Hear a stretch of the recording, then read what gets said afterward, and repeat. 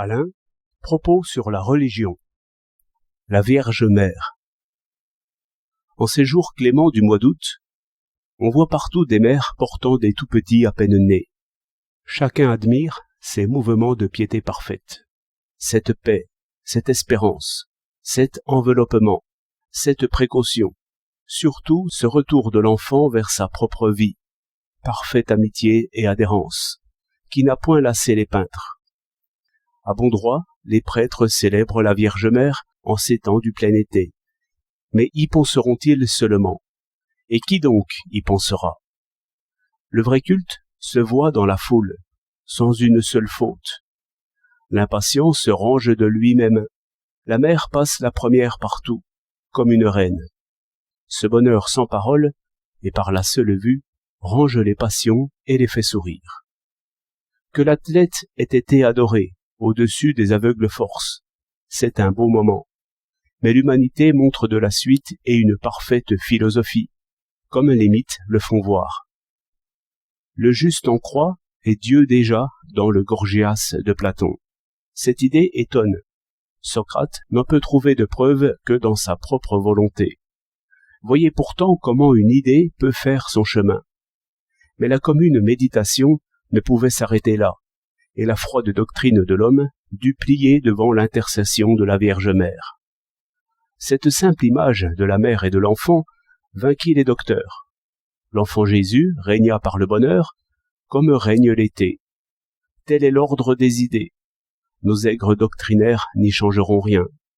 La beauté est heureusement la règle première et dernière de nos pensées. La femme, dit le sévère Aristote, doit surmonter la difficulté d'obéir. Cette pensée semble heurter l'autre, et la femme elle-même s'y trompe. Mais qui donc pense selon son propre être? Il serait mieux de contempler le vrai visage du commandement, qui n'est que celui de la nécessité extérieure. Il n'y a ici qu'une fausse majesté. Il faut.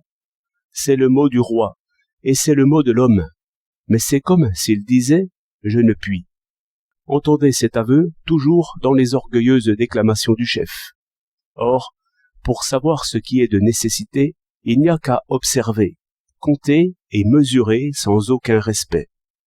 La nécessité d'obéir est commune à l'homme et à la femme, mais c'est plutôt l'homme, observateur et mesureur des choses, qui la fait connaître, et cela ne mérite point respect, mais seulement précaution. Ici se trouve le fondement de l'autorité de l'homme dans la famille. Comme tout chef, l'homme obéit à la nécessité extérieure, au nom de laquelle il commande. Une femme clairvoyante ne peut pas désirer pour elle une telle situation. Tout examen des sources du pouvoir diminue le pouvoir. La femme résiste au pouvoir domestique juste autant que les citoyens résistent au gouvernement. C'est dans le détail que l'abus se montre, et c'est là seulement que la résistance peut s'appliquer. Les passions de l'orgueil doivent être apaisées par cette vue, aussi bien chez l'esclave que chez le maître. Où donc est l'abus?